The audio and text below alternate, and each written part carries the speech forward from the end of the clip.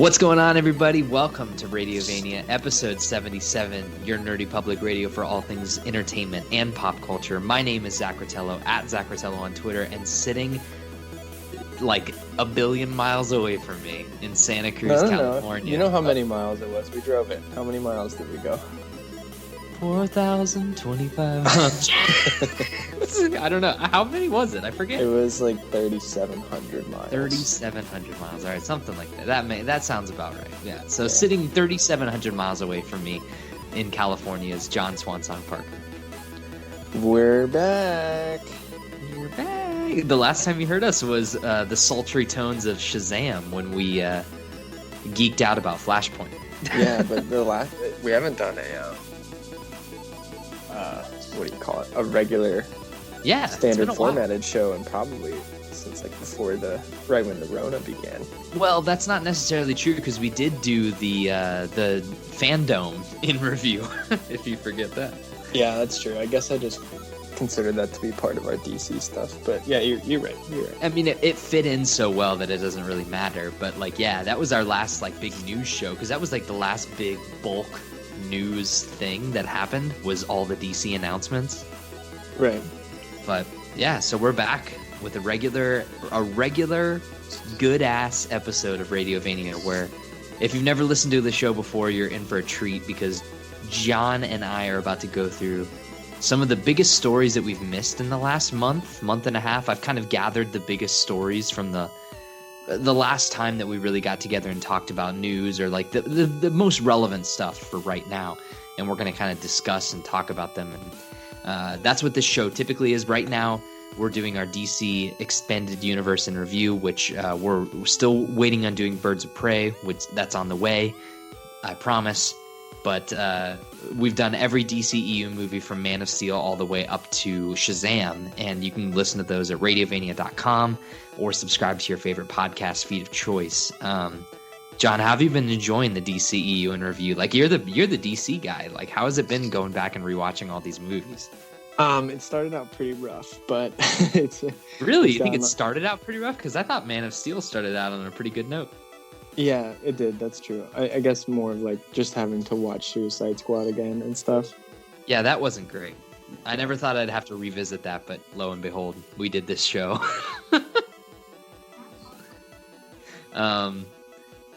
So this episode's going to be, if you've been listening to the DCEU, this is going to be a little bit of return to form for us. So strap in, strap on. It's going to be great. We're very excited.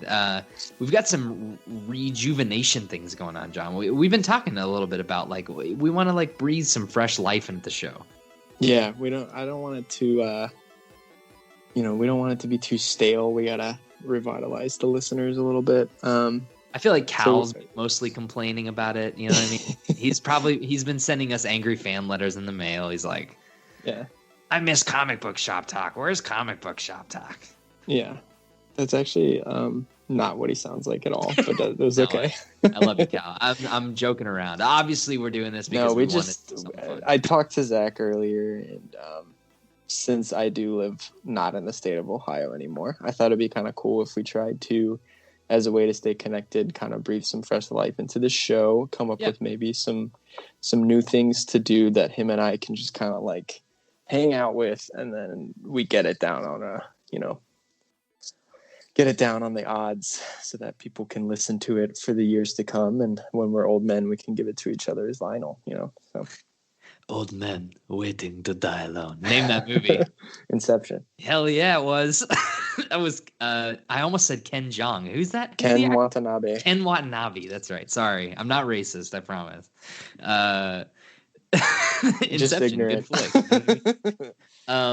So yeah, we've got some surprises, some twists and turns that you might not expect, and there's some things that John might not even expect that I might throw at him. So we'll just have to wait and see here. But before we dive into that, no Mandalorian spoilers. Then I'm fine with surprises. No, I promise. Speaking of Mandalorian spoilers, no spoilers.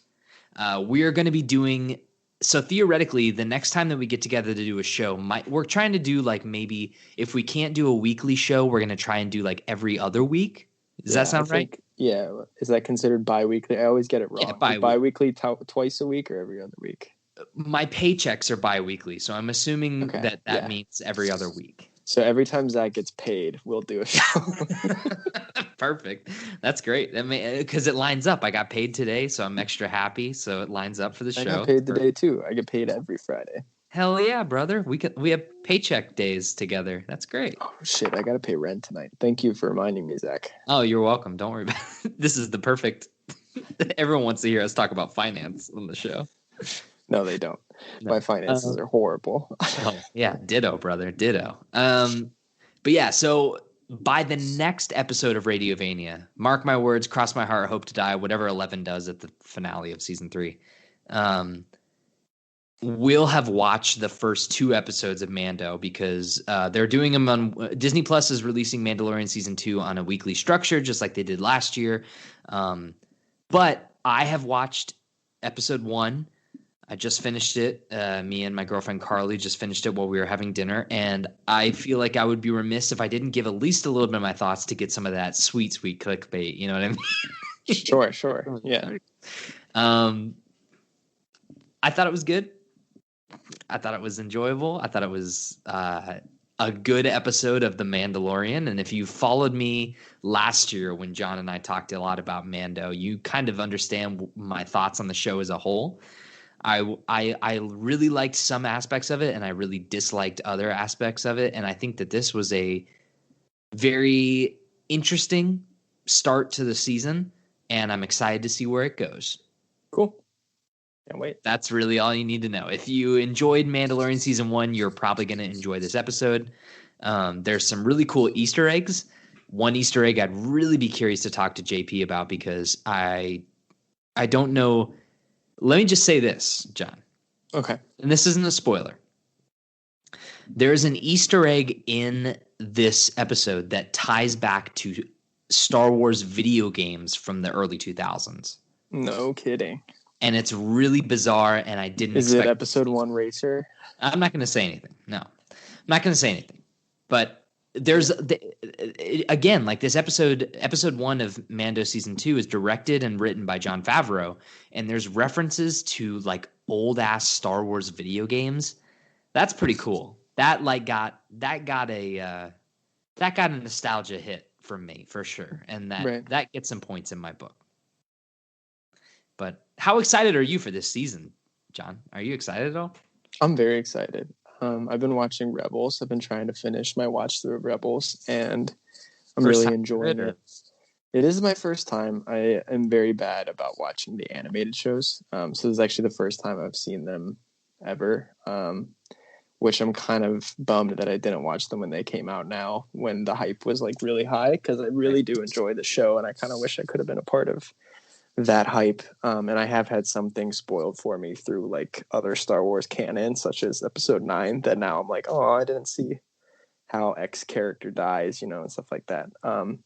However, I think, as with any animated show, there's some up episodes and there's some down episodes, but some of the really good episodes of Rebels are like some of the best Star Wars things that I've seen. So and now knowing with all the news articles that came out over the past calendar year about some of these characters making their way into this for the live action scene, I'm pretty stoked.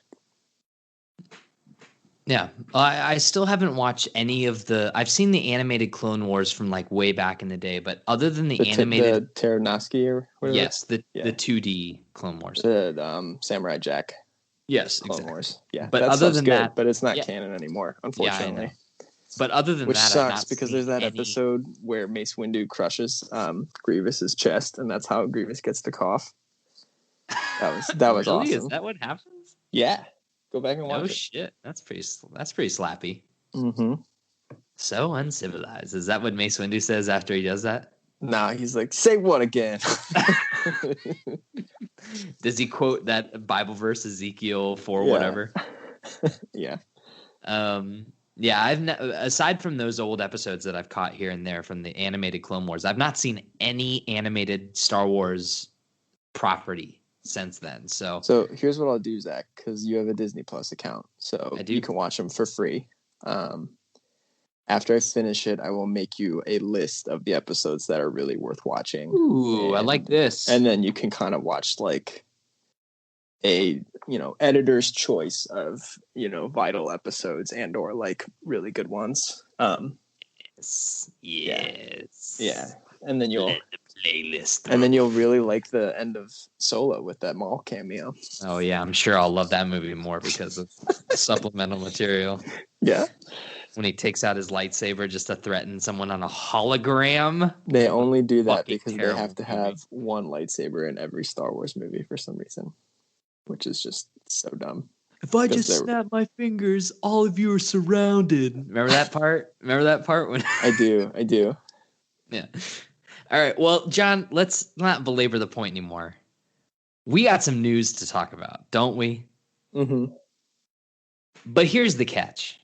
And this is what I was talking about at the beginning with throwing something at you. You know, this show is tired. We've been going on for 5 years of doing Radiovania. We've been going on since 2015. Isn't that crazy?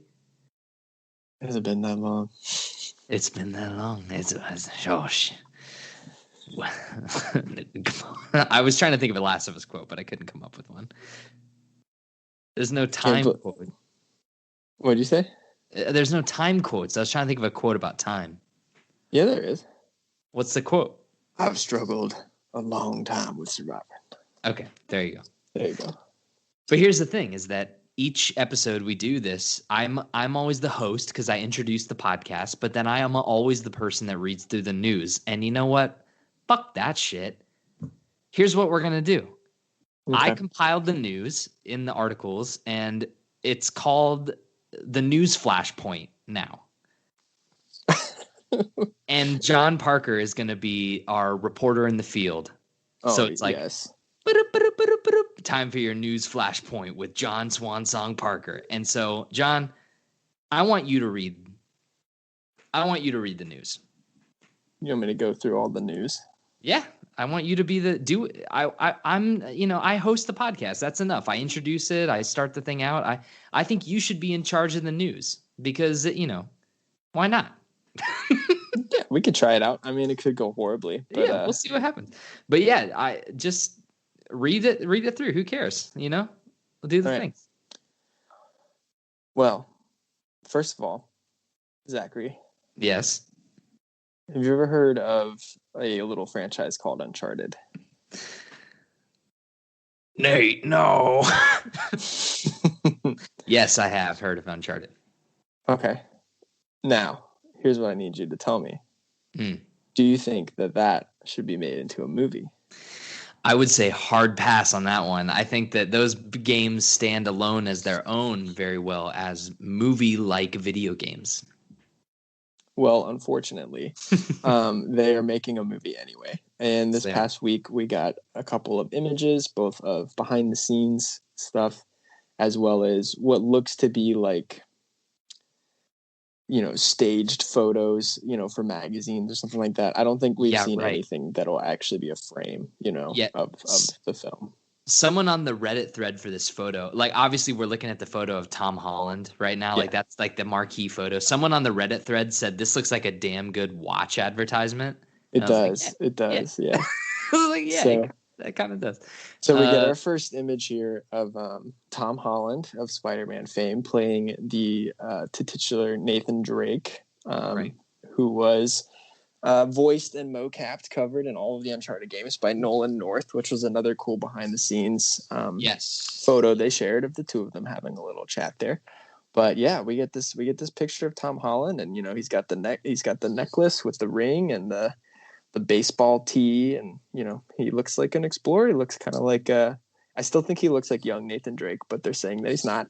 But Zach, what do you think of the photo? So here's the thing is that like, I'm not going to lie and say that this didn't like hit me a little bit. Like, I think this is cool looking. I think that he looks the part. I mean, obviously Sony has said from the beginning, they're going for a young Nathan Drake story. Like they want to tell a story about the origins of Nathan Drake and kind of like grow up with him. And they're banking on this being a trilogy or a cinematic universe, and they're hoping that this movie is successful enough to do a 2 and a 3 and watch Nathan Drake grow up and have Tom Holland and this cast follow him along. But I'm not gonna lie. It's the same a bit of emotion that I got when I saw Nathan Fillion play Nate Drake in that fan film. Like it's cool to see this character that I've loved for so much of my life be put on screen in some capacity. But I don't know. What did you think about the image as a whole? I mean, the image is cool. They made him look like Nathan Drake. I want to see, it's the same thing we've talked about with this movie for like the past 3 years is, show me the trailer, show me them in action. Sure. I want to know what he sounds like because Tom Holland does have an English accent and his Peter Parker accent's good. But like, what accent would Nathan Drake have, would you say? I think he's going to sound. I think he's going to sound a lot like Peter Parker. I think it's just going to be his. Yeah, American but I feel accent. like Tom Holland tries to make Peter Parker sound younger. You know what I mean? So like, is he going to try? Is he going to try to go a little more gravelly? You think to be older or? I don't know. I think that. I don't know. That's difficult. I think it really, again, like what you said, it depends on the trailer. Like it depends on the tone they're going for this movie. Like, yeah. I don't know. Like there's not really a whole lot that you can grab from this image other than like, oh, they took inspiration from the games, which you would hope that they would. You know what I mean? But right. Unfortunately, the elephant in the room is we still have to talk about the fact that Mark Wahlberg is playing Victor Sullivan. I sent who is you a beloved character of both of us. And that's a casting choice that I don't think anyone really agrees with at all if you look at anything on the internet. Yeah, it's incredibly curious to me. Like I sent you that photo, right, of Mark Wahlberg from the set where he's got the mustache. Yeah. Yeah, he looks like what was his name in Boogie Nights? Oh, I don't know, but I know what you're talking about. Yeah. But yeah, he looks like, I don't know, like I think this is like again. I don't think he's old enough. No, he's not old enough, but again, they're trying to do a young Nate story, so they're trying to pull from like Uncharted. Again, I sent you this isn't in the news doc, but I sent you that photo of Mark Wahlberg's Instagram, and he took a photo of the wardrobe, and it's literally the same shirt from the beginning of Uncharted 3, Drake's Deception, right, where it's young Sully and young Nate in that city and stuff like that. So it's like they're obviously trying to build these actors younger. I'm just not a big Mark Wahlberg fan. I gotta be honest with you. Yeah, I think I found El Dorado.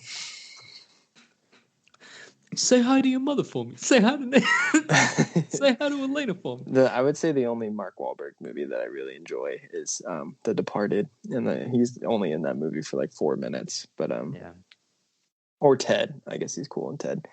He's good in The Nice Guys, but he's playing playing a caricature of himself. He's kind of just playing himself. Yeah. But yeah, all we know besides this, I think, is a casting of Antonio Banderas, correct? And we're not entirely sure who he's playing. Yeah, so. He's listed currently on IMDb as just Antonio Banderas, no name or anything, no portrayal. It's just him. He's cast in the movie. Okay. But yeah, I don't know, man. I mean, like the big news of this week was that they wrapped production, which I don't know if you heard that or not. On Uncharted? Yeah, they wrapped filming, which means that have they been filming during COVID? Yeah, they have. So they've been filming on and off since July. Interesting. Yeah, they had to shut down there for a few weeks because I think there was like crew member COVID stuff happening. But July, August, September, I think most of October they were filming. But I mean, that's kind of for a movie that I'm guessing that's this budget, like, I don't know, a 4-month shoot with a little bit on either end sound. They'll probably have to do a couple reshoots here in the next few months before the movie. The movie's supposed to come out next year. When they recast Wahlberg. No. Or when they CGI his mustache off because it looks so bad. Yeah, it really. I really hope that they fix that mustache in post, a la Superman. But if you look on the IMDb page for Uncharted, it looks like the actress that plays Chloe Fraser has been cast. Ooh, it's someone named Sophia Ali, and she's been in Grey's Anatomy, Truth or Dare. She was in Everybody Wants Some. I don't remember who she was in that movie, but that was a great ass movie. Oh yeah, you were talking about that. That's the baseball one, right? Yes, same guys that made Dazed and Confused. Yeah, but Richard Linklater. Yeah, Linklater. But yeah, so all right. So yeah, young Chloe's been cast, so you would assume that maybe like a young Elena might be cast soon. I don't. Do you want to have both of them in the first installment? Maybe tease Elena, like maybe have them meet each Yeah, other at the very end. I'm thinking maybe just Chloe, and Okay. then we get to Elena later. If they're trying to make a franchise of this, obviously, honestly, maybe just have neither of them, and then really nail the Sully Yeah. Drake thing before you do anything else. But The thing is like, what do what I would I know? want? I would just want them to remake Drake's Fortune. Just remake it. No, I want a new story. Really? You want a new story? I do, because if Oh, it sucks, then at least it won't tarnish the game for me. well, that's a good fair point. Fair point. Yeah. All right. Well, what's next on the list, John? What's right. next on the news flashpoint? Next on the list is some hot garbage of news, which is Jared Leto is going to reprise the Joker in Zack Snyder's The Justice League. There's a quote that Zack set up for me, which I'm going to read as the Joker. Ready? Are you purred happily? Here is a quote I am reading for you now. Yep. Jared Leto, who played classic DC villain in Joker's 2016 Suicide Squad. Oh I can't do this anymore. I'm sorry. That's all right. Thank you. It just hurts. It just hurts my voice. I know. Has joined in the shooting of additional footage for the Snyder Cut. The filmmaker's definitive version of the 2017 superhero movie he was forced to exit and never saw through completion. Multiple sources tell The Hollywood Reporter. So he's coming back. Yeah, he's coming back. I think Much this to is our disdain. This is a fucking bizarre ass decision. And let me tell you, when I heard this news for the first time, I went through a roller coaster of emotions.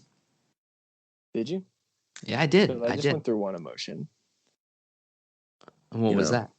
You ever seen The Office when Michael thinks that Toby's still gone and then Toby's actually still there? And he's just like, no, God, no, please, no. Please, no. That's me. Okay. So my initial reaction was, oh my God, Zack Snyder, what are you doing? This is a terrible choice. Blah, blah, blah, blah. This is awful. But then I started thinking, John, what if this motherfucker pulls some crazy ass shit on us and actually does the Jason Todd twist, which everyone predicted was going to happen in BVS or Suicide Squad and never actually ended up happening? Which is that he's Jason Todd, right? That's The twist that everyone predicted was that Jared Leto is the Joker. This Joker has damaged tattooed on his forehead. He's a punk ass bitch. It's like, this isn't the Joker. Why would this Joker even exist? Batman would have kicked his ass from here to Timbuktu by now. Right. So the theory was that this guy was posing as the Joker. Who would pose as the Joker? Maybe it was someone that got, raised by the Joker. Maybe it was Jason Todd, Death in the Family, right? Isn't that the comic? Yes, correct. So it's like, yeah, like a lot of people speculated up until the movie's release that was going to be the whole thing, was like, it was going to be, this is not the Joker that you knew. This is an impersonation of the Joker. But I don't know. What do you think the odds are, John, DC superfan, that they actually are able to pull that off? I don't think that they're going to do that. I would say there's like a 10% chance that is what actually happens. I don't know why they feel the need to bring him in. I haven't seen Birds of Prey, so I don't even know if he's mentioned and or in Birds of Prey. So let me tell you what. But maybe it's a bookend to his character, I guess. Let me tell you about his thing in Birds of Prey, because I want your. This isn't going to affect your enjoyment of Birds of Prey, I promise. Sure. The very, very, very, very beginning of Birds of Prey, like literally the first 5 minutes, Harley mentioned that she and the Joker broke up, and that's it. That's all that's there. Okay. No, he's not even in it. Jared Leto's not in the movie. His Joker is not even shown. They represent him as a doodle. Like, his Jared Leto's Joker is a drawing in the very beginning of the movie, and that's how he's talked about. God, I'm just looking at this picture of the Joker and I'm just getting mad. I'm sorry to gross. Honestly, like even if he was Jason Todd, I don't think I'd be okay with it because then they're doing Jason Todd dirty by making him look like a fucking punk ass bitch with a grill. Mm. But he got brainwashed and shit, and he got fucked up. Yeah, and then he turns into the Red Hood, not this weird cholo Joker thing that's going on. Okay, so then DC comic book expert John Swansong Parker, tell me what you think that they're gonna do with this. Like, what I is? literally think he's just gonna be in prison with Luthor.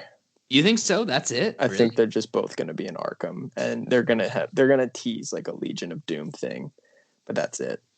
Interesting. Yeah, because that's the easiest thing to film in COVID is like guys sitting in a prison cell. Well, okay, so yeah, I mean, I totally get that, but again, they're putting like $40 million into these reshoots. Like this is like they're putting a ton of money about this, Zach, is like they finally agreed to make the Snyder Cut, and they're like, Zach, we're gonna give you $30 million to finish the movie. He's like, cool, let's announce it. They're like, all right, sounds good. They announce it, everyone gets hyped, and now he's fucking suckering them for more money to do reshoots. Because he knows that the world is expecting the movie now, and they can't say no. Like, he's making a lot of demands now, I feel like. Zack Snyder's a huckster. He's like... He is. He just shanghaied Warner Brothers. Like... He's like Oz. He's like, don't pay attention to the man behind the curtain. Yeah.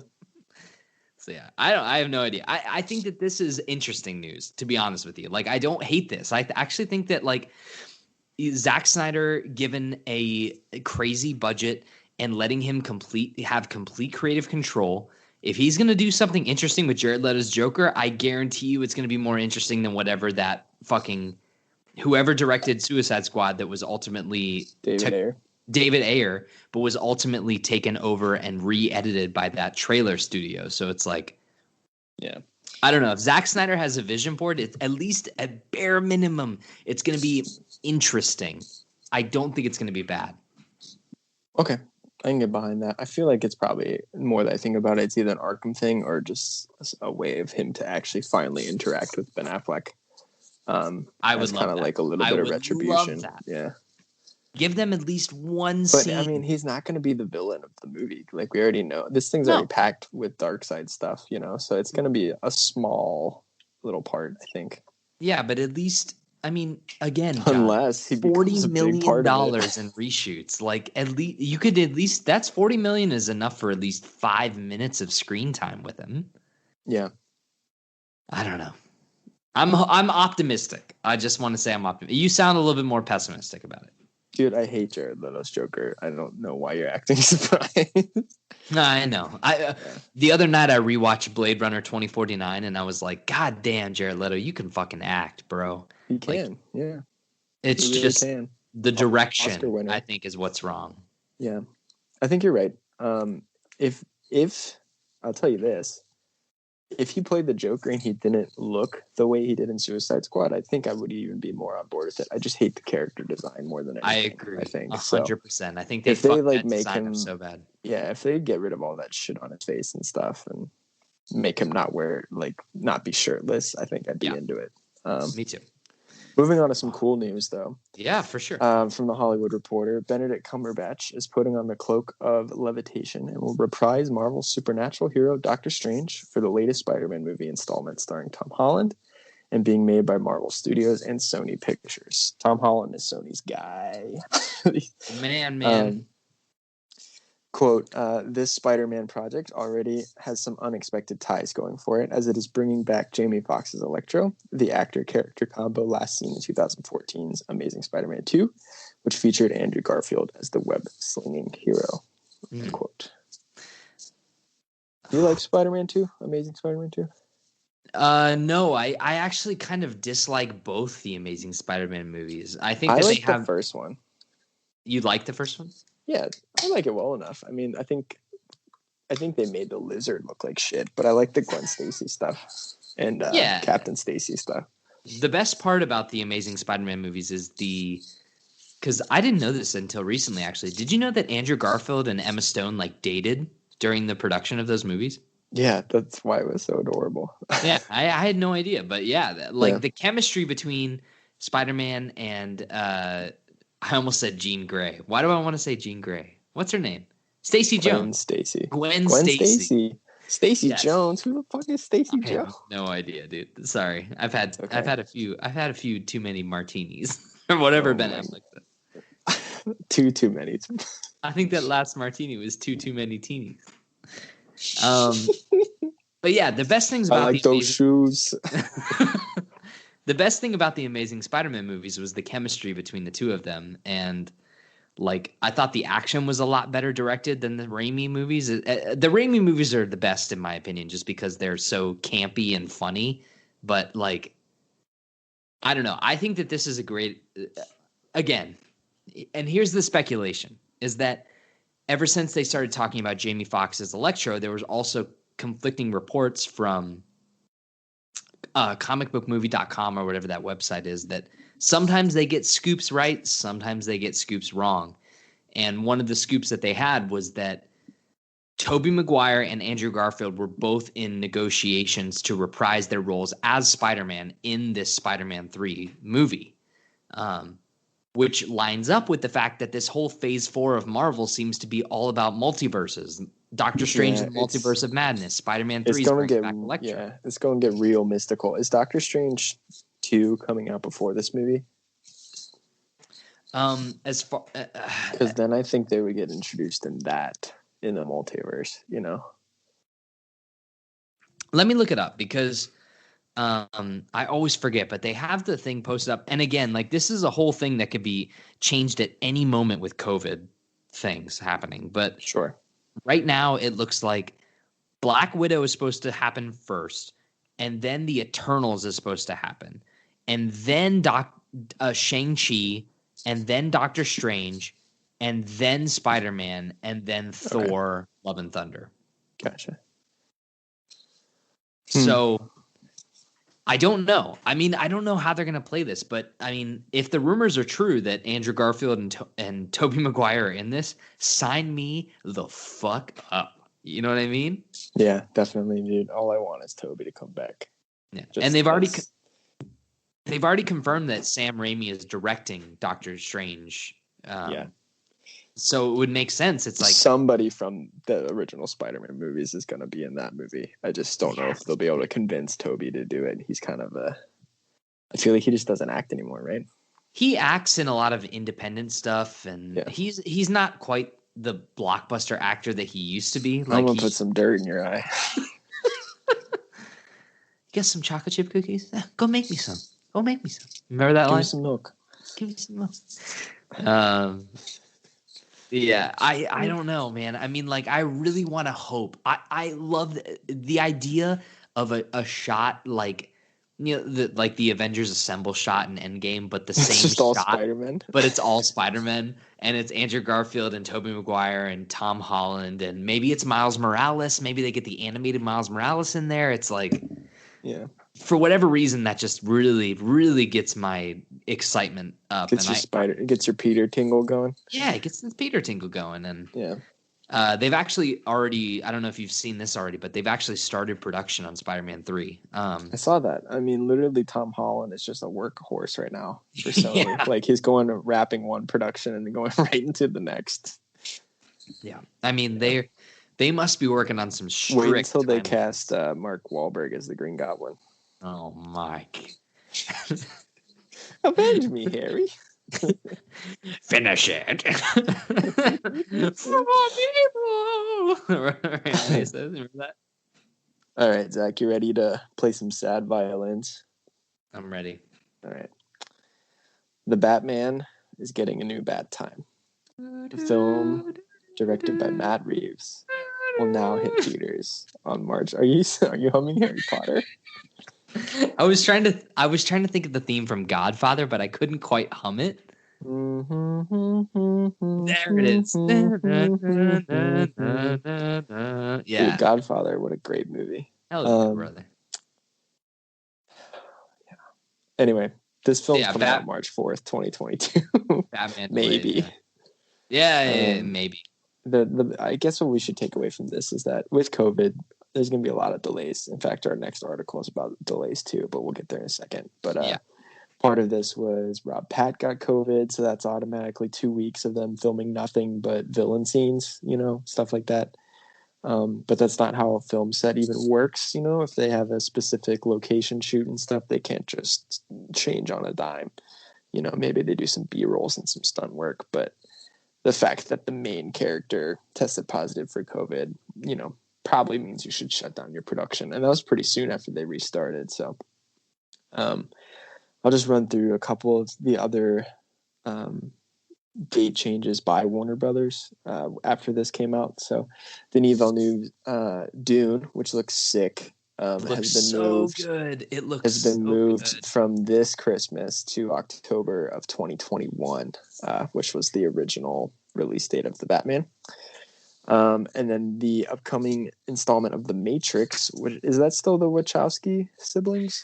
So I don't think it's the Wachowski siblings, but I do think that one of them is going to be part of this. I think I don't remember who, if it's Alana or whichever. I forget their first names all the time, but one of the two siblings is attached to this, and the other one is like, "Fuck this! I don't want to have anything to do with this movie." Doesn't he have Michael B. Jordan in it too, or something? In the Matrix? Yeah, in the new Matrix. I didn't know about that. That's what I heard. Because Really? they couldn't get Lawrence Fishburne back, but then they cast Michael B. Jordan, and people were like, "Yo." They couldn't get Lawrence Fishburne back, but he's Perry White in Justice League. Yeah, I don't get it either, man. Anyway, listen. All respect to the Wachowski siblings for all the visionary things they have done, but sure, those last two Matrix movies are horrible. I have never seen them. I've only ever seen the first Matrix movie. Yep. Okay, just stop where you're at. You're good. They're awful, in my opinion, at least. So this is a Matrix only podcast. No Reloaded, no Revenant or whatever the hell it's called. What about Animatrix? Remember that? Yeah. No thanks, but I know that they're huge fans of that. I've heard that that's actually better than the Matrix sequels. So I don't know. Interesting. Anyway, other things that got pushed back. Our most anticipated movie, The Flash, was pushed from June to November of 2022. Is that our Radiovania's award for the most anticipated movie? Oh, most definitely. What am I going to do with all these Batman? And Shazam 2 has been moved to June of 2023. Yeah. And this is my favorite part. Black Adam taken off the schedule. Yeah, what the fuck? What the fuck? Are you serious? I think it has to do with Dwayne's schedule. So they're just taking it off. They definitely haven't filmed anything. They don't want to put any hard dates on it. Is that what you're thinking? I think what happens is he's such a busy guy. I mean, he's literally in 5 movies a year that I think they've had to push back so much that they reached a point in his schedule where he's making another Fast and Furious thing. And I think that's he's got a contract that he can't get out of with Universal is my guess. Interesting. Yeah. I think he's being held hostage because you would assume that Dwayne Johnson would want to he's been talking about Black Adam. He's actually been talking about it, himself, on press junkets and shit. Yeah. So. I mean, he's the most charismatic person on earth. So he's always excited about everything that he does. But I think he's more, he's just a busy guy in general. I mean, who knows? It could be so. Think about so many things that he's already involved in that are most likely going to get sequels. Fast and Furious, Moana, all this kind of stuff that he's probably had cooking down the books for the next 6 years. Yeah. And I feel like they needed to start filming Black Adam this year originally in his schedule. So I don't know. Yeah. I bet you will see it eventually, but they haven't cast anyone else in the movie. And as we saw at Fandom, they only have a rough idea of what the movie's going to be. I feel like I'm sure they have some rough drafts of scripts, but yeah, the trailer was just all. Zach, go ahead and read that Shazam book because you're going to be waiting 5 years to see this movie. So. That's the thing is I feel like I probably should because you should because it's going to be a long time. You might as well. Here's the thing though, dude, and I'm going to say this straight out the gate. I'm a huge comic book movie fan. I love my superheroes. I love superhero movies. But the thing is the real down. I don't know. The real heart herder of this entire delay thing here in this paragraph is Dune, because again, like I was saying, I rewatched Blade Runner 2049 the other night. I have Arrival on Blu-ray. I've seen Enemy. Denis Villeneuve just is such a great director, and that trailer. Did you watch the trailer that he put out for Dune? Oh yeah, dude, it was so cool, and I don't even know shit about Dune. So I don't know anything about it either. I've never read the book. I've not seen the David Lynch movie, even though I love David Lynch. But like, oh my god, I was so excited! A unique sci-fi movie, a sci-fi epic, and it was supposed to come out this holiday season, and now they're pushing it back because studios are stubborn and won't release shit on VOD. Even though I would pay $60. You hear me, Warner Brothers? I'm looking at you. I'm looking out my window. Warner Brothers. I would pay $60 to watch Dune and or Wonder Woman in the comfort of my home without having to risk myself to COVID.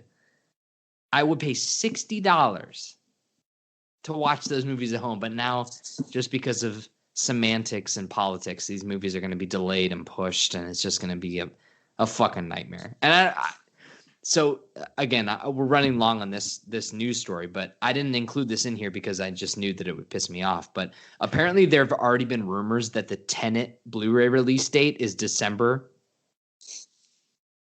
no kidding. I still haven't even seen yourself. Go fuck yourself. You know what I mean? Yeah. Go fuck yourself. If you're gonna bait the audience like this, Christopher Nolan is a director that I love. It's a director that I respect, and it's like you're why even risk at all? You made like less than 50 million in the box office. Just put it on VOD and motivate people to be safe and watch it in their homes and rent it. But it's like, god damn. I want to watch that movie so bad, but I'm not going to the theater to see Tenet. Like, I will pay for that when it's on video on demand, but it's so stupid that it's like there's a chance that comes out in December. It's like, ay. Just release it on demand. What are you doing, people? Sorry. Tangent. Zach tangent. My bad. Nah, dude, I mean, you're preaching to the choir over here, so it's all good.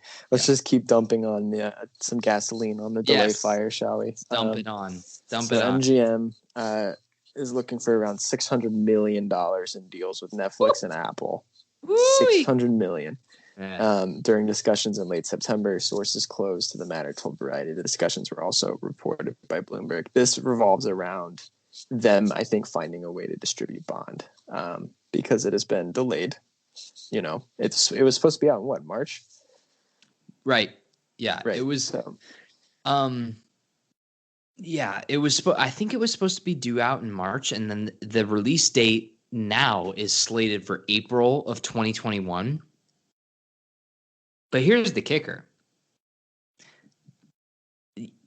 Yeah, MGM was looking for $600 million. Do you know what? Take a guess, Jonathan Parker. What do you think the budget was? The production budget for No Time to Die? 250. Right on the money. Exactly. $250 million USD. It was the production budget. So they're asking for like 3 times the amount of the production budget to show them. It's because Bond's a household name. They got right. They get some BDE going into all those those meetings. So Easter weekend 2021. Jesus. Listen, we'll get to the VOD thing in a little bit. Let's keep going because I think you already brought up a really good point. And, you know, this is the article, but just talking about how video on demand, this article from Deadline talks about how it potentially is maybe the future. Zach and I have been preaching about this for months now, it seems like, but here's a quote from the article. And I believe this is about Bill and Ted, right? Yeah. It is about Bill and Ted 3. So Bill and Ted Face the Music, which was a highly anticipated sequel announced long before the pandemic that I think they wrapped a long time ago, but they've been, figuring out the right time to release it, and they finally did online. So the pick in its stateside theatrical release via UA releasing has grossed $3.3 million since August 28th's opening. But in the Pix PVOD run, sources tell us that Bill and Ted Face the Music has notched around $32 million. The The movie hit theaters on a weekend that 62% of theaters were open. Bill and Ted Face the Music was available for PVOD for $19.99. So, Do you have any? it? So I have yet to see it, but I've already rented it. Okay. So I just waiting.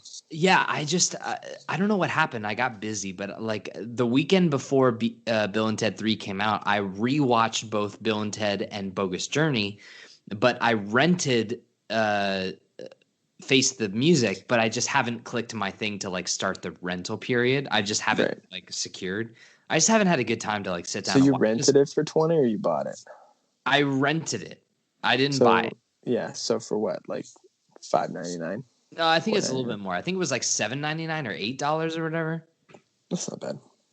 It was an impulse buy, but it's like I love Bill and Ted. I love those movies, and but here's the thing. This is a weird. I wanted to talk about this article because I want to get your opinions, John. But like, this is an interesting case because Bill and Ted is a mid-budget movie. Yeah, they said it costs around $25 million. Yeah, and so which is really cheap. And I feel like marketing, they didn't market it until about a week or two before it came out.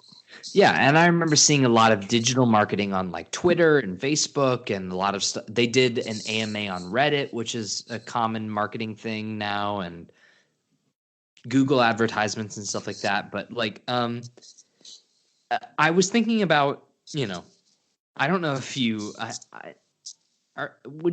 Is it fair to say that you're more of a horror fan than I am? Yeah, definitely. So I don't know if you've been keeping up to date, but like Blumhouse has been releasing horror movies basically every week since the pandemic started. Because they just have a bunch. Yeah. Yeah. And basically all of them are making money. Yeah, because they cost like $5 million because they just film haunted house movies. I mean, exactly. Think about Invisible Man. It's such a good idea for a movie because the other person doesn't even have to be on screen. Yep. Oh, man. And that's why this Bill and Ted thing is so interesting because Bill and Ted is, it's Keanu Reeves. That's a big name actor, but it's also an IP that's been around since the 80s. But this at the same time, you're dealing with a movie that is very low budget. And you saw a very positive return on investment for the studio, like during a pandemic, during no theaters, like virtually very low theaters and low attendance to theaters. So it's like, this isn't representative of every movie. It's not saying like, oh, if Wonder Woman came out on VOD, they would get the same level of success. But this is kind of like I think Bill and Ted is a good representation of the baseline. So follow me. Maybe Wonder Woman 1984 doesn't have a $250 million budget. Maybe it's more akin to The Mandalorian. And maybe each episode is like $4 to $8 million in budget. Okay. And is a little less grand and a little less spectacle, but a little bit more approachable. I think that this is going to be the future of cinema as we know it. Like, I do think that, God, I hope that there's a vaccine soon, and I hope that we can return to normal. Yeah. And I want to go and vote, everybody. Yeah, go out and vote. Please vote. Radiovania supports Joe Biden and Kamala Harris. I think that goes without saying. Yeah. I'm sorry if you were listening to this podcast over the years and you didn't get that impression. But if you were listening to our we got hammered and saw Thor Ragnarok and you're a Trumper, but go fuck yourself. You know what I mean? But it's like maybe eventually down the road, with the precedent that we're setting with VOD, like maybe these big superhero movies or big tentpole movies can get a little bit smaller and maybe become a little bit more lucrative if they're, used a little bit more wisely. But I don't know. I'll tell you what I want, Zach. I want a $10 million movie for the Batman. Like just really grim detective, like barely any fighting. It's literally like a Humphrey Bogart movie, but it's Bruce Wayne. I love it. Yeah. I'm in here black for and white. I would be all about it. I'm here for it. You just give me good acting, give me some emotional storytelling. I'm here for it. I don't need. Let's see what happens. Yeah. Let's see what happens with Flash, but I would love for them to just start doing Elseworld stuff and they just make some weird things. Do you remember that scene in Justice League where Bruce Affleck brings up the spider crawler from the vent or whatever? Yeah. I don't need that, but that probably costs like $30 million. You know what I mean? Yeah. Everybody lost when they brought out the Nightcrawler. Yeah. Everybody lost. Exactly. All right. Yeah, dude. VOD, I think it should be the future of movies, at least for the time being. And if you don't want it to be for a big blockbuster thing, then these other art house studios are just going to keep raking in the cash. So, like, get your shit together, guys. Like, you got to adapt with the times. I know Chris Nolan doesn't want to, but Warner Brothers, you have a lot of other people at your disposal to make movies for you when he's throwing a tantrum about a pandemic. So I'm actually kind of mad at him, to be honest. Yeah, whole thing makes me respect. This whole thing makes me respect Chris Nolan just a lot less. You know what I mean? So I don't know. Let's talk about the next thing. Yeah, let's talk about the next thing. So I loved Zach titled our news article here. Zach doesn't know anything about Static Shock, but from the Hollywood Reporter, Michael B. Jordan, one of the stars of Creed and Black Panther and the all Fantastic Four movie, is joining Warner Brothers and DC Static Shock as a producer. Static Shock was announced at Fandom that they're going to be working on it as a feature, which is kind of cool. And we talked about it a little bit then, and you weren't too familiar with the character, but for a couple of people, I feel like, most people know him from the cartoon. Did you ever watch the cartoon? So I remember seeing like maybe bits and pieces of it, but I never remember watching like all of it. I couldn't tell you anything about the character. Let me read you a quick sentence from Wikipedia. Okay. Hit me. Doused with an experimental chemical in a gang war he was caught up in, high school student Virgil Hawkins gains a variety of electromagnetic powers and becomes a costume crusader against crime. So let's put it this way. And I think we talked about this during Fandom. He's kind of an early archetype for Miles Morales. So it's for DC, it was a Spider-Man-esque teenage hero story, but with a Black American boy. So really big fan culture surrounding Static Shock. Obviously not for you per se, but that doesn't mean that they won't be able to get you on board with this film. It's just something that kind of flew under the radar, and he really hasn't been as popular since like 2002 or 3. So, well, the funny thing is that, like, even though I didn't remember, like, I don't remember anything specifically about the show. I remember the show. Like, when I saw this announcement, like, I remember, like, I can visualize exactly what this character looks like in my head, but I don't remember, like, any of the storylines of the villains or any of the other characters. But I do remember seeing this, and I bet if I pulled the theme song up on YouTube, I would totally remember that too. But yeah, probably. I just don't know. Like, does this character have any lore outside of this TV show? Like, did he have a comic book run? Was this a DC character? He did have multiple comic book runs, including I think one during the New 52. So even like less than 10 years ago. Okay. I would say, in my opinion, I think the TV show's more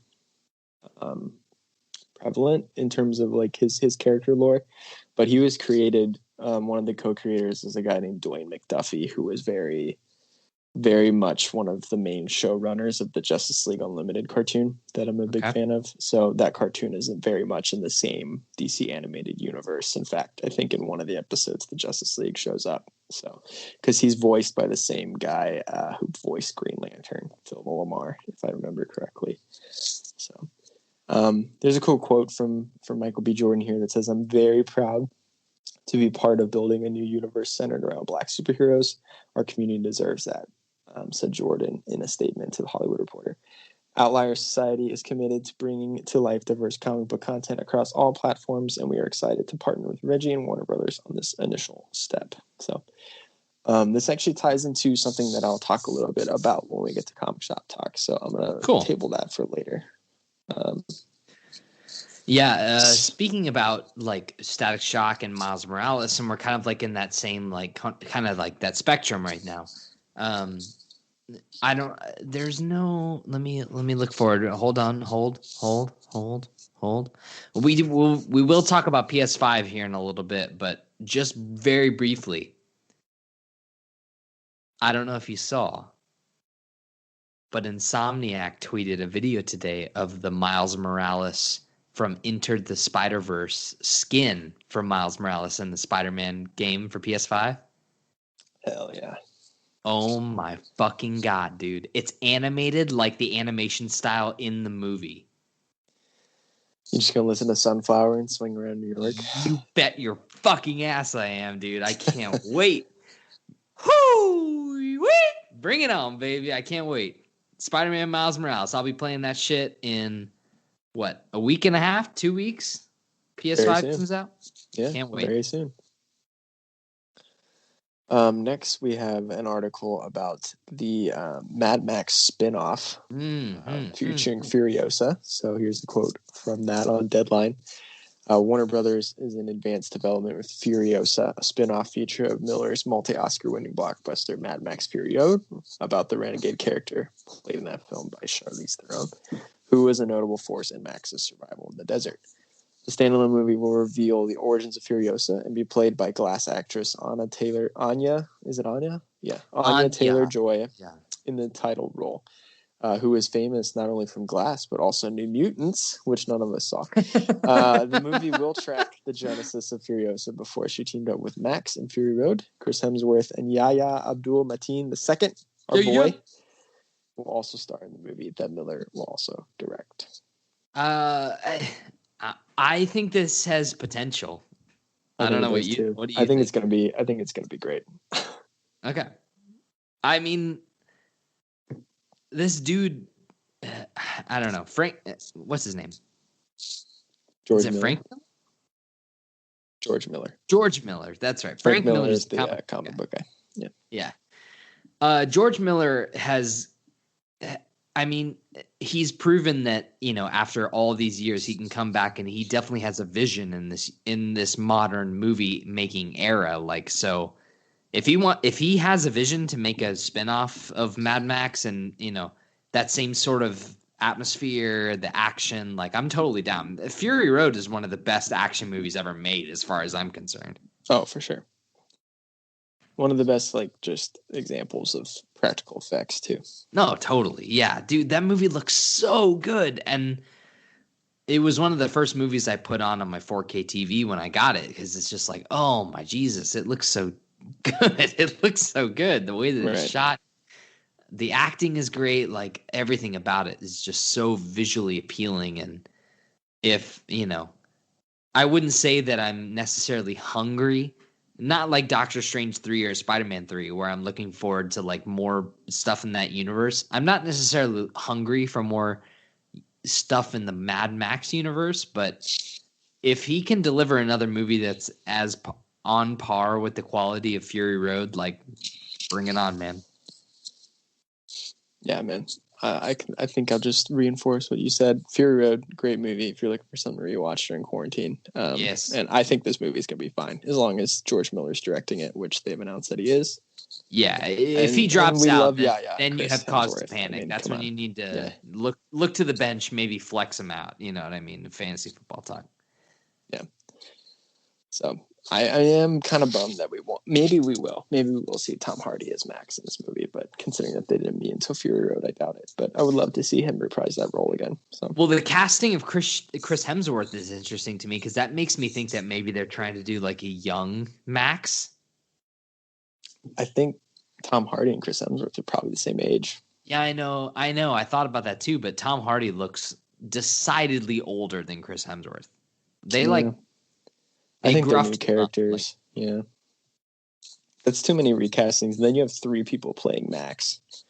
You have him, Mel Gibson, and Tom Hardy. I think that just gets confusing after a while. Yeah, I guess. But I don't know. It'd be interesting to see. We'll see what happens. All right. Zach. Yeah. Why is Lord of the Rings coming to 4K this holiday season a big deal? Yeah, so I put this in the news doc, and we don't have to spend literally any time on it. Maybe even just count down from 30 seconds and let me All right, explain this. go. So The Lord of the Rings, they've officially announced, is coming to 4K Blu-ray this holiday season, and this is a big deal because the Lord of the Rings trilogy and the Hobbit trilogy were all shot on red cameras. Like, not red cameras as in they were colored red, as in like the red cameras, like the pro cameras that a lot of movies are shot on for IMAX. And a lot of those IMAX features, when they get to home video, they downscale them so that they can be shown on your TV in a proper format. Well, for the Lord of the Rings Blu-ray, the Time box up. set. All right, sorry. I'm going to go for a little bit longer. I hope that's okay. Yeah, that's fine.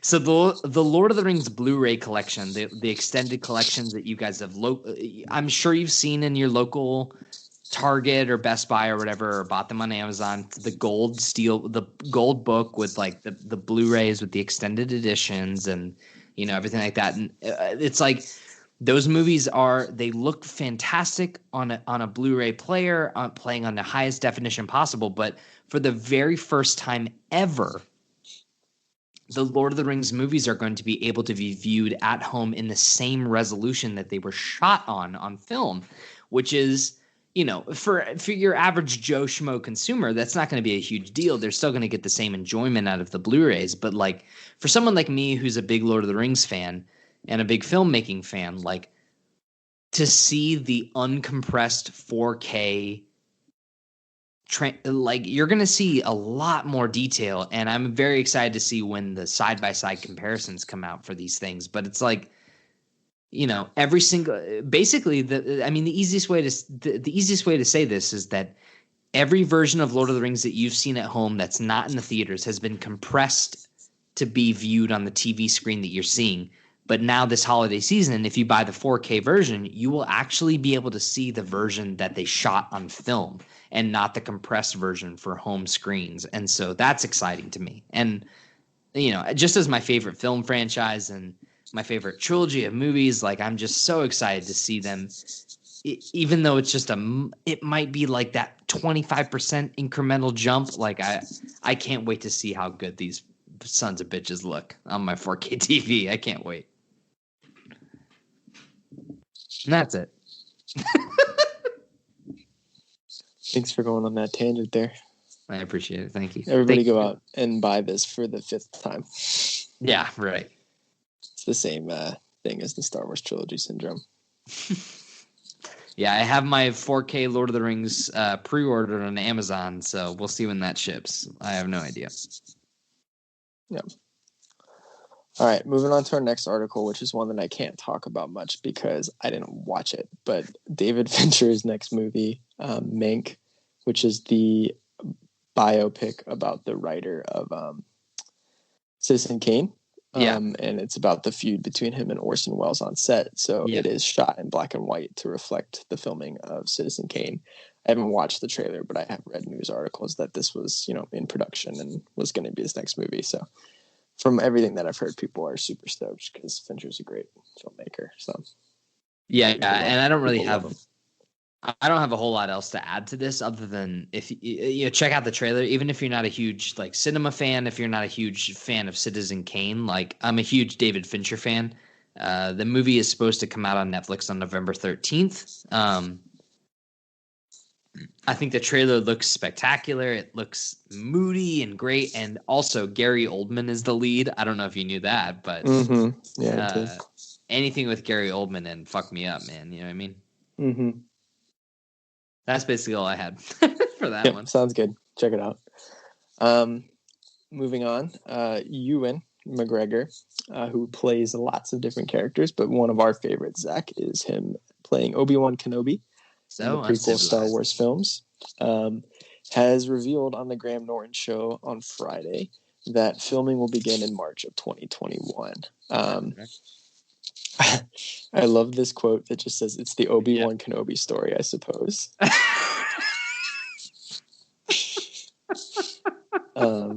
Which just reveals so much, I guess, right? You hear so much care in his voice, Yeah. So much I love. think he does care. I think he does a little bit, but I think he's kind of he's been jerked around with this for a long time. I think he's actually probably over it. I think if you would have asked him 5 years ago, he would have been really excited about it. Yeah, maybe. I don't know.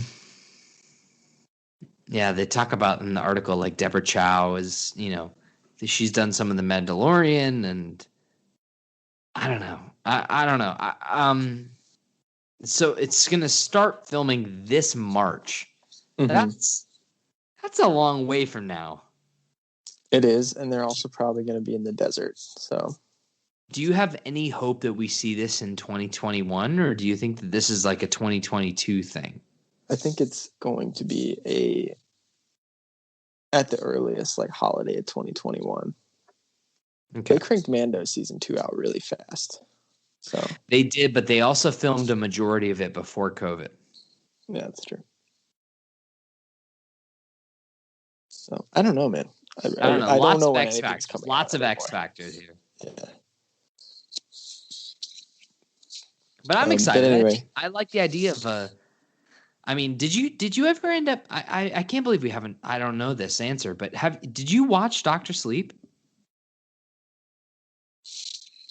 I did watch Dr. Sleep. Izzy and I went and saw it on a date, actually.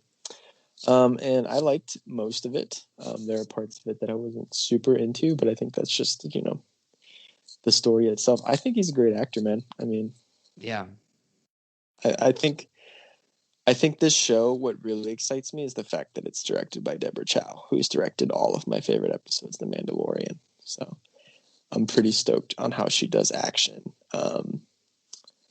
And I think it's cool that they have, you wrote it here in the notes too, they have the King Arthur Legend of the Sword guy as the head writer. Yeah. Joby Harold. So,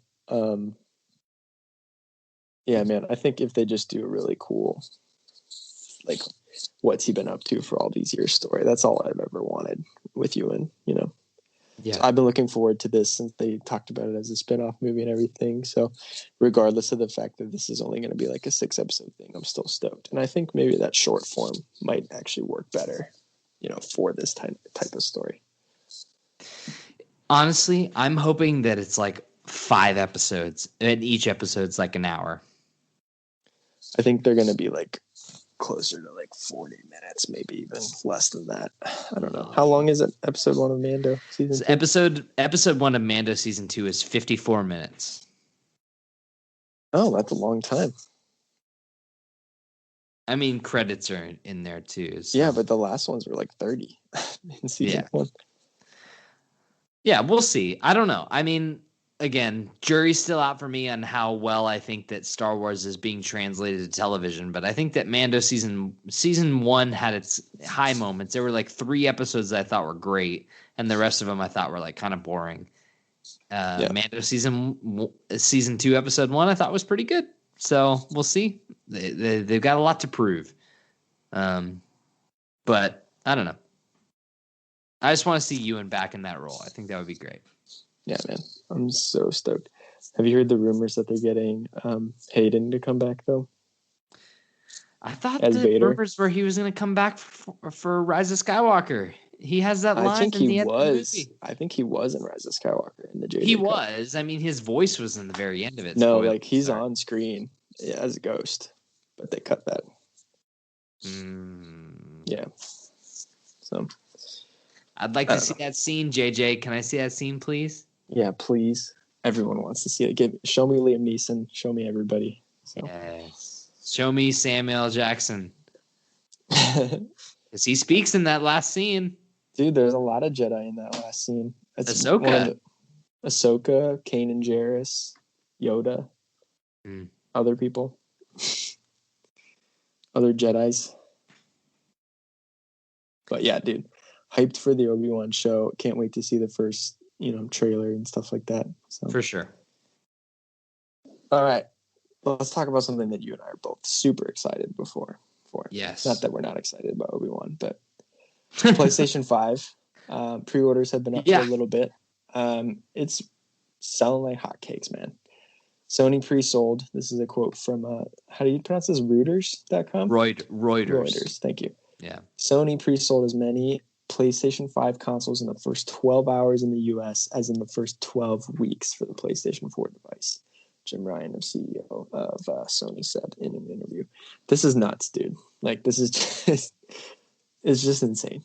That is so many units. For people that don't understand, the PlayStation 4 was considered a blowout success when it launched. Over 12 weeks.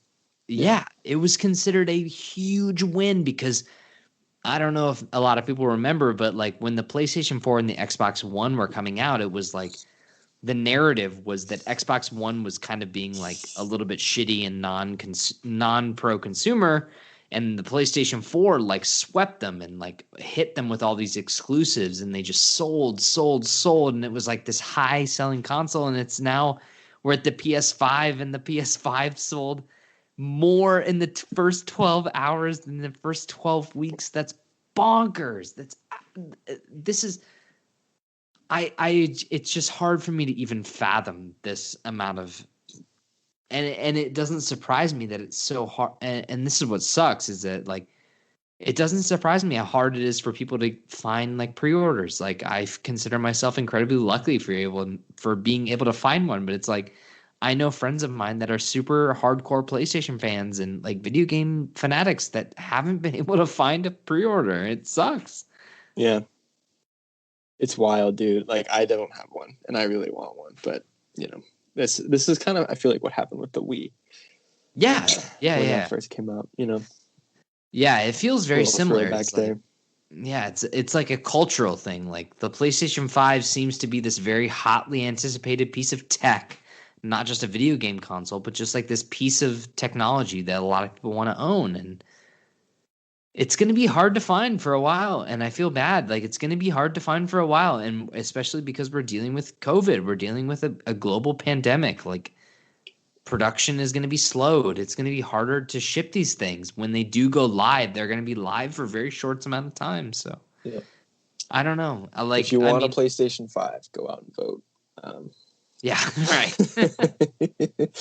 Right, seriously. Yeah. I mean, like, we should say that the device is supposed to launch on November 12th, but like you said, a lot of people not able to get their hands on it. And during a time of pandemic, it's a lot harder for people to just go to someone else's house to play with it. So yeah, it's a tough time. I'm holding on to my PS4 as long as I can until I can get a PS5, so I have something else to do. But I was talking to Zach earlier this week. I think it's time I broke down and bought a Switch. You know, everyone's going to have their eyes on the PS5. I'm going to sneak in the back, get me a Switch.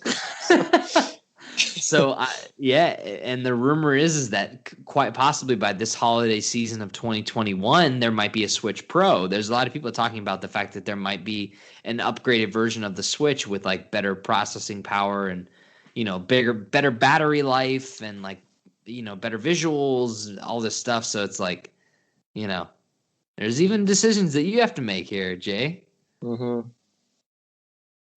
But I have a PS5 pre-ordered. I was one of the lucky ones. I was on the ball. I tried. I'm a fucking dork, but I got one. So I'll be here to give you all your fast hitting coverage. I'll be reviewing. I'm sure I'll give you a review of Spider-Man Miles Morales, and I'll give you a review of all the launch titles and shit. But appreciate that for sure. And I'm gonna fly my unit over to Santa Cruz, California, so John can play with it and all that shit. So I'll get one. Don't worry.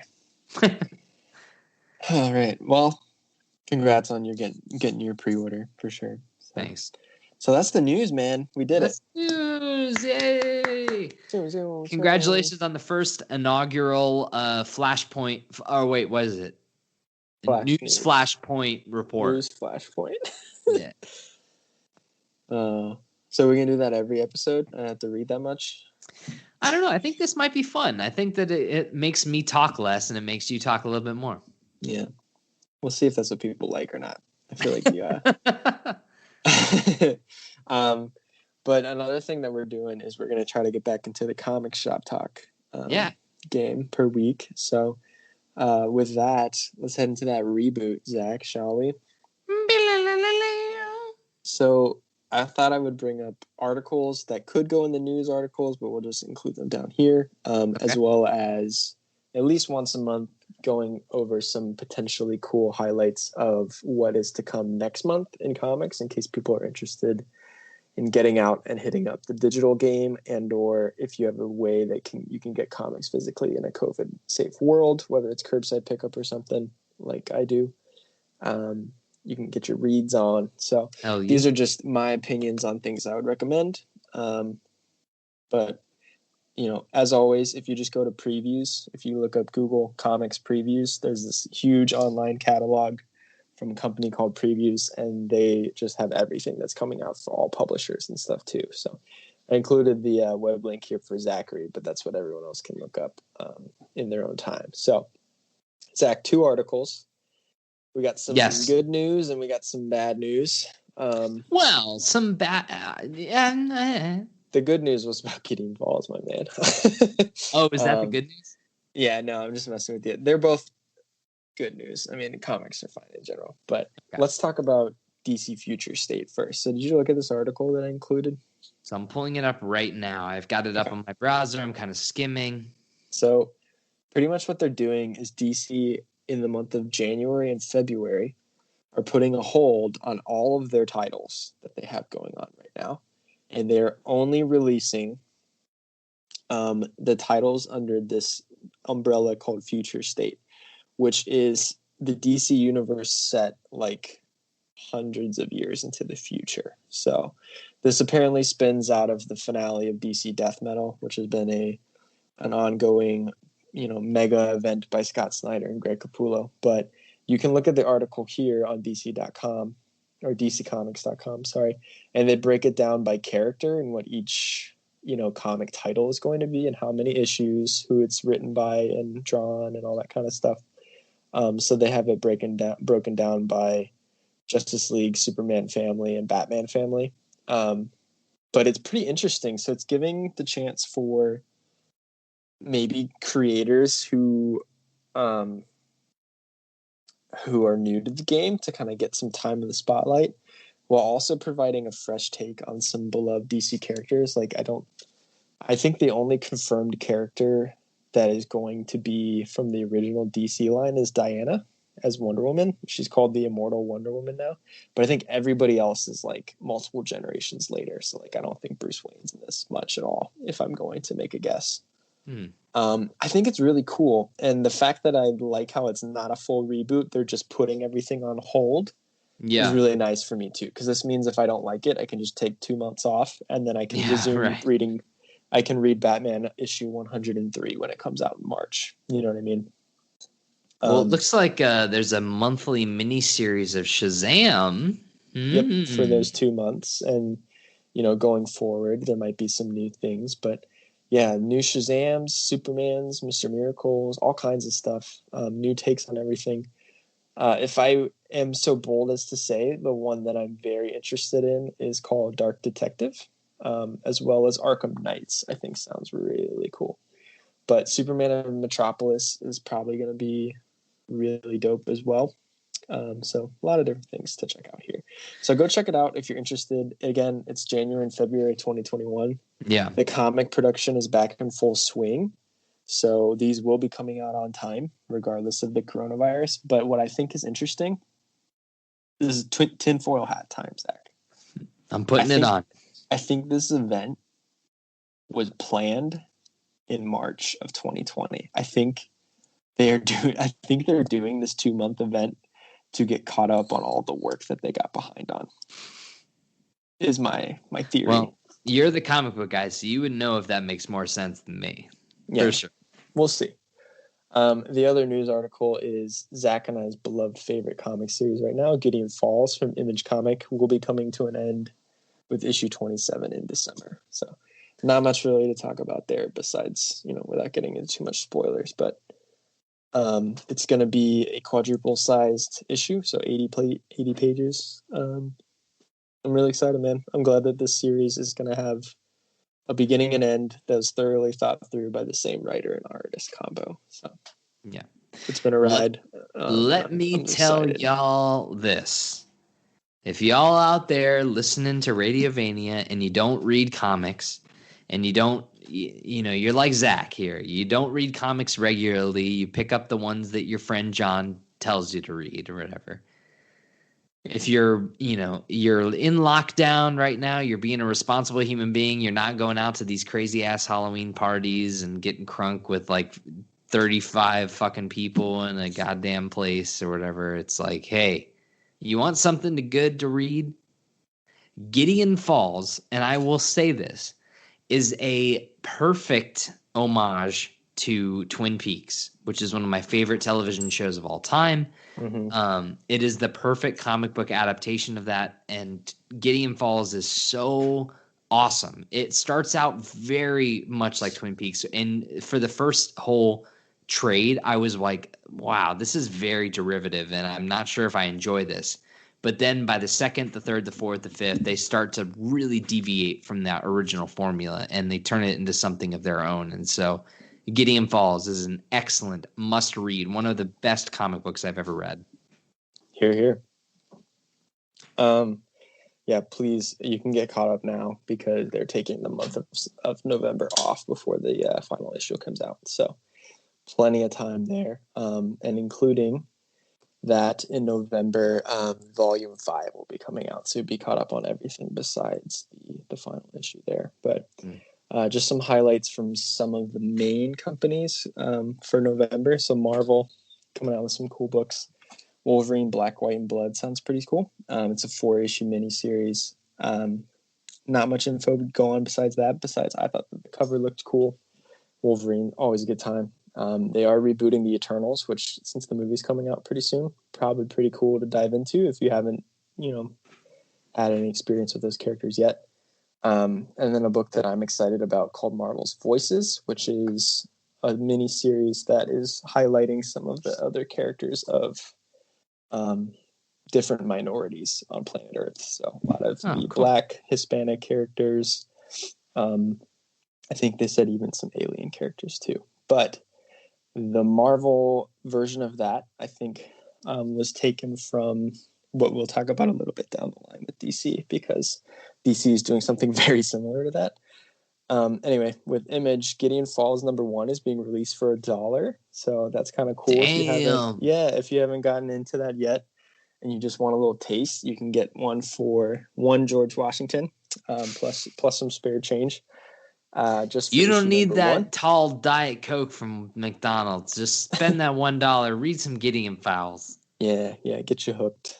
And then a new book starting called Crossover, which is like what if the reality was being warped into the pages of a book you were reading, which I think sounds pretty interesting. It sounds like Dark Page Master. Yeah, a little bit. Dark Horse has the rights to Stranger Things comics, and they are doing really? They're doing a D&D comic book with, I believe it's going to be with each of the children's like D&D characters. So like, let's see, Will the Wise or whatever, the wizard. Yeah. So that'll be kind of fun, like a fun little romp thing there. And then DC, they're doing Death Metal 5, which I think is out of 7. So you can go back and get the other issues, get caught up. But that's a big crossover event. And then the other history of the DC Universe, issue 1, is very similar to Marvel Voices, which was announced, or the DC version was announced I want to say close to 2 years ago. So I don't know if Marvel took their idea or if this is just good for everybody to have both, which is what I think. Right. Always sheds some more light on the characters of minority descent, which is what the DC Universe is doing in this comic as well.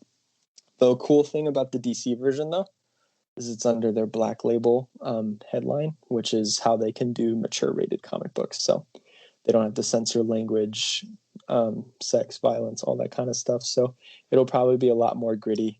And I believe issue 1 focuses on the character of Black Lightning, which is a pretty cool character there. So those are just some highlights from perusing the catalog that I found interesting, but check out the catalog for more. For sure. Thank you for the update, John. Yeah, man. Well, we talked about some things. Yeah, I think we've come to the end of the road, man. Yeah, man. It was good to jump back in the saddle and talk to you, of course, as well as, kind of find a new format for what we're going to do here. I'm excited about the things to come. So, yeah.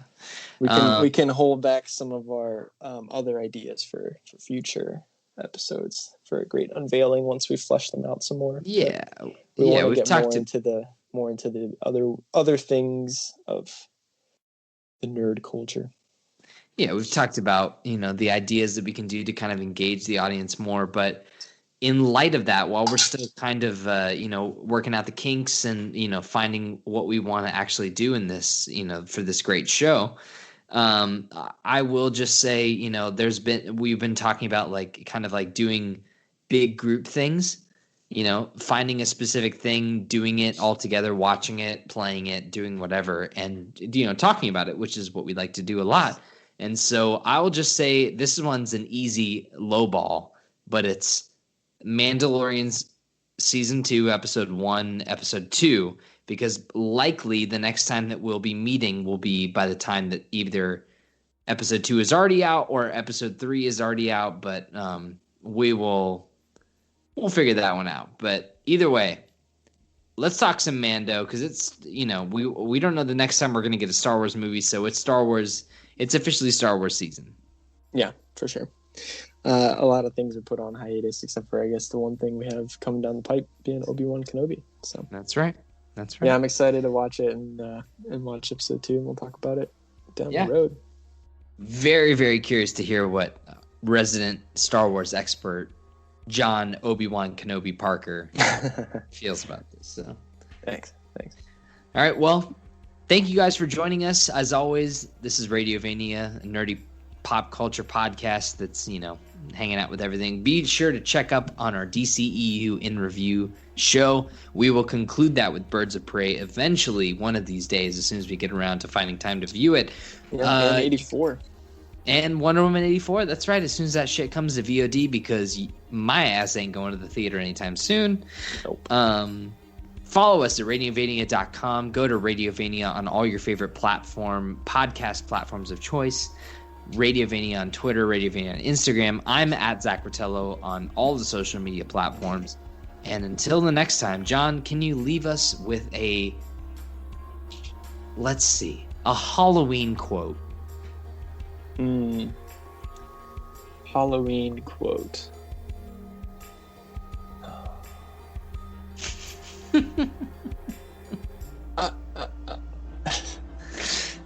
You think maybe he should be taken to a doctor.